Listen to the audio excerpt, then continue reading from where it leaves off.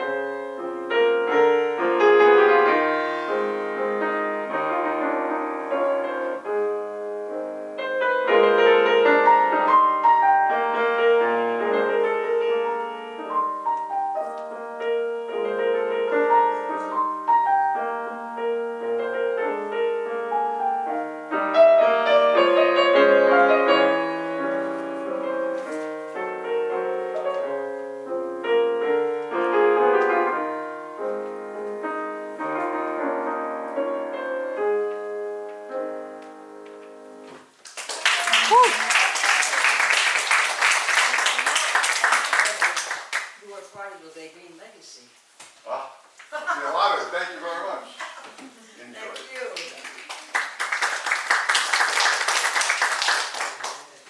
We would like to invite Ms. Panagopoulos, the Forest, here to join us at today's, because we're going to speak about, miscellaneous. Miscellaneous was from Russia, right?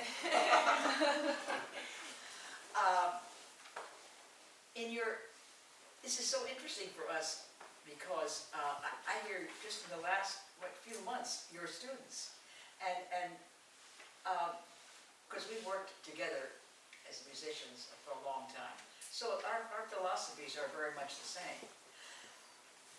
How do you feel that they worked within this context?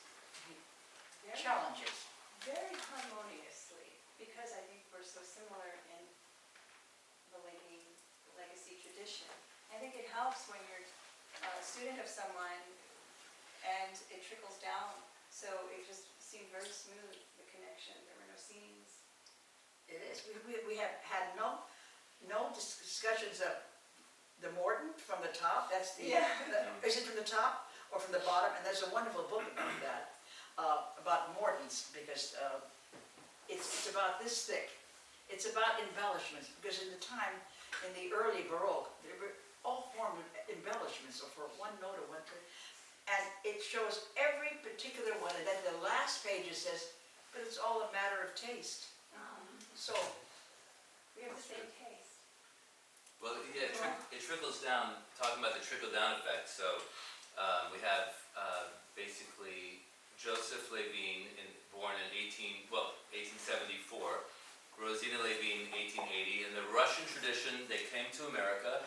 Rosina taught my mother, Miss Fusky, at Juilliard, and Miss Fusky taught Miss Irene, and Miss Irene is teaching many of you, and Miss Fusky teaching many of you, so it's this wonderful spectrum and artistic domino effect. I like that that. trickles down through the centuries. but we're not following.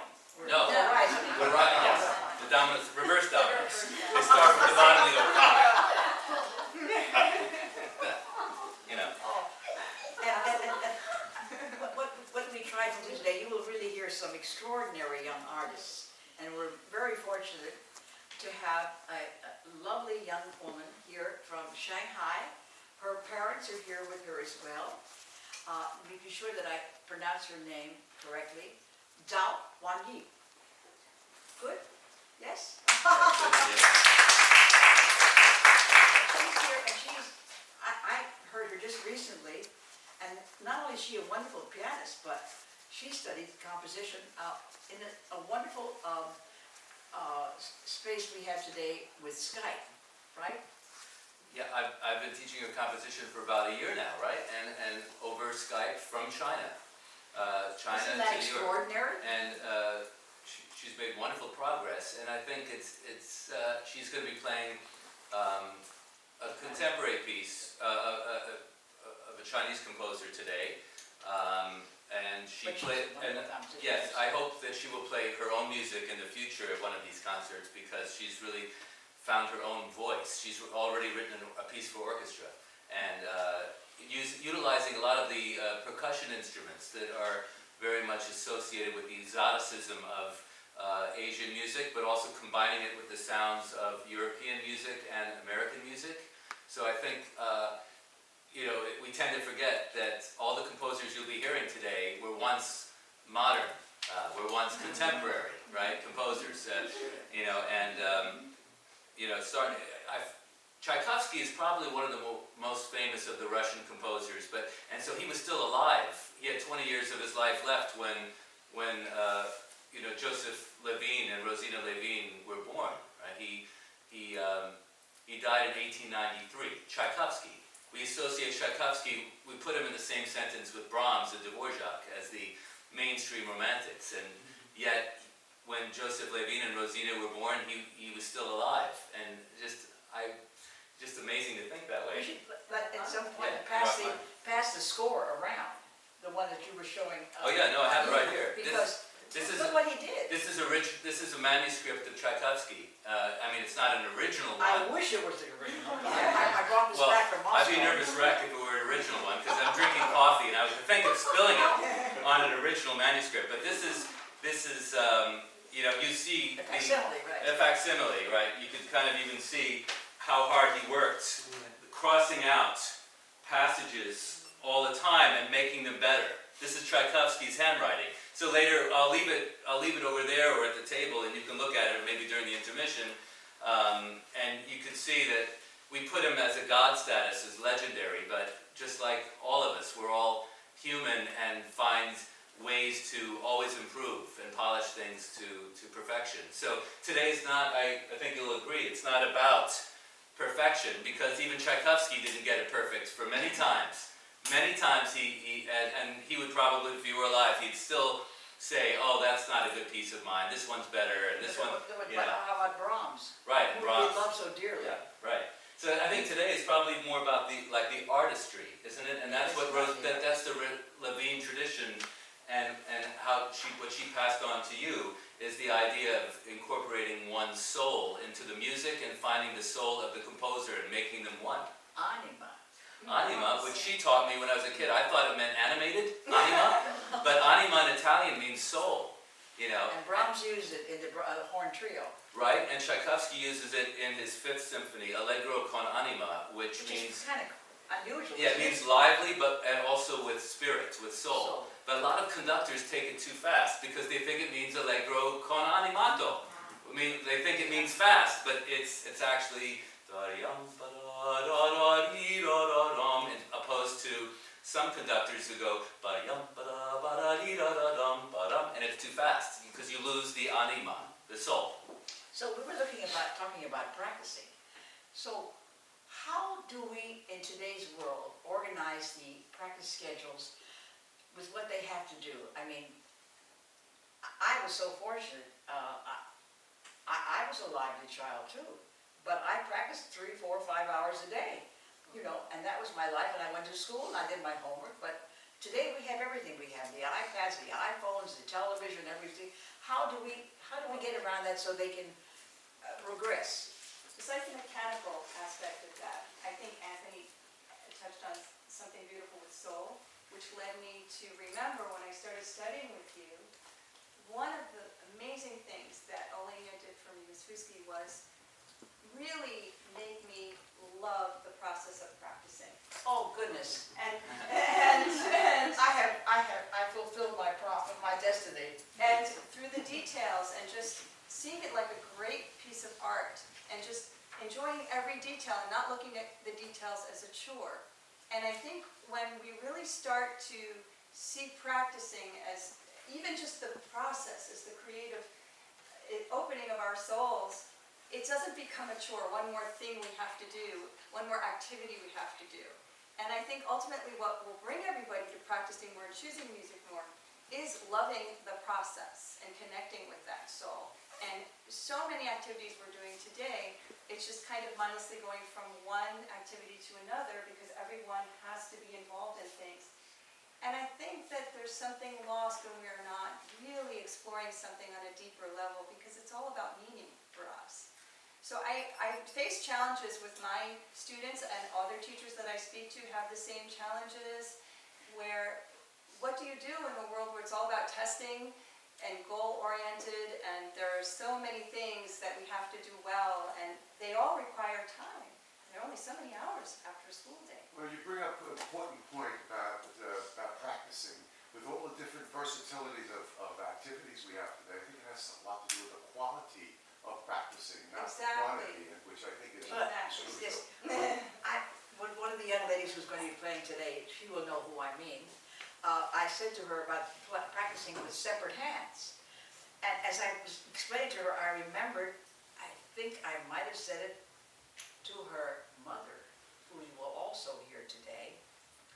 And I remember, and I said, oh, I almost have chills when I think about it, because I said, practicing hands separately. I said, it's like taking two people, maybe perhaps siblings, and you send one to Europe away for 2, 3, 4, 5 years. You send the other one away to Asia or to Australia for another 2, 3, 4, 5 years, and they see everything, and then you bring them together, separate hands, and they come together, and think how much more they have to say to one another than if they just traveled together.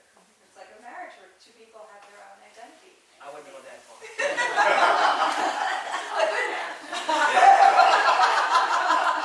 Like Joseph and Rosina, Like Joseph? like the Levines. Well, Right. I have secrets about that. Joseph. I'm writing the book, you'll see it in there. So that's so important, imagine, to have them, and they come together. And you should think, well, as you practice your left hand, suppose it's in Alberti base or whatever, think that you have to go out and play that for an audience at Carnegie Hall, and that's all you have to.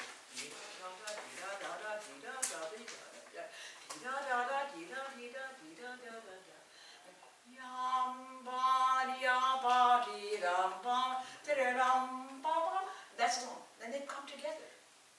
That should be such joy in practicing. It's so wonderful.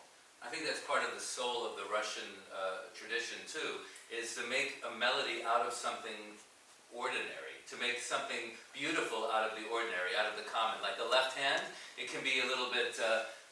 Bizarre? Yeah, right. It can maybe be a little bit commonplace. You think it doesn't have much to say. Like rock. You're going to actually hear Zhao Fanyi play today a wonderful etude tableau, which is so indicative, just what you said. This left hand, which is sort of ordinary in a way, but you see it, the way it transcends and the ins and outs of the melody. It's Yeah. extraordinary. I think that even stems back to Bach. I mean, the use of the left hand. Before Bach, the left hand was more just accompaniment, and then it became such an integral part of the whole piece, the imitation and the counterpoint. And then it was so complicated that his own sons said, I'm not composing, I'm not doing that stuff. And they started going back to the simplicity again of just a very simple left hand. And then later on it became back with, starting with, I think, like in the Russian tradition, Brahms, and before the Russian tradition in Germany, but also Tchaikovsky and so forth. The left hand is a singing cantabile line. And so, and Rachmaninoff is a great example, which we're going to hear in a moment, because Rachmaninoff is a great, I think, composer to start with, because Yes, it is. It has variations. Talk about a myriad colors. So this is... and he wrote his variations based on a theme of Corelli. So the Corelli is the Baroque composer near Johann Sebastian Bach during that period. And many composers like Rachmaninoff would love to write variations based on those simple themes. So you'll hear, and then it gets more the left hand gets very involved, and I think that's what. And Rachmaninoff was only born 1 year before Joseph Levine, 1873. And he died the same year, 1943. That's amazing. Yeah. Rachmaninoff was also a conductor, and he conducted his own music, and I think that is something we can talk about later. And he was a wonderful pianist. Yes, he was. Yeah. He was a great He was pianist. a triple threat. Yes, pianist, composer, conductor. Shall I tell him about his sleep schedule? This will help all who in high school, that are getting prepared for your tests. Realize he conducted the Boston Symphony, so those were concerts at 8 p.m., or he would have a concert of his own music, a pianist on tour. or he would be composing. So he would wake up in the morning at 8 a.m., work to the 4th, and then on the composing or practicing, go to sleep at 4 p.m. and sleep till just before 8 p.m., where he would be getting dressed, go out and conduct or perform. Then he would go back, go to sleep, go at 12 o'clock, start working again, composing, and go to sleep again at 4 a.m. It's just not unlike our schedule. No Correct. wonder So- when I read a book about Rachmaninoff, there was never a smile on his face. He was always smiling. He was tired. I was tired. But his music is His smiling music was often. fantastic. But he was the mix of the light and the dark too. He loved the macabre. He probably his favorite holiday was Halloween, Rachmaninoff. You know, and he incorporated these chants into his music. The Isle, like the The Isle of the Dead. Isle of the Dead, or the Well, that you hear that over the Desiree. yeah, It's a that's a famous Latin, term. an old Latin chant from the Middle Ages.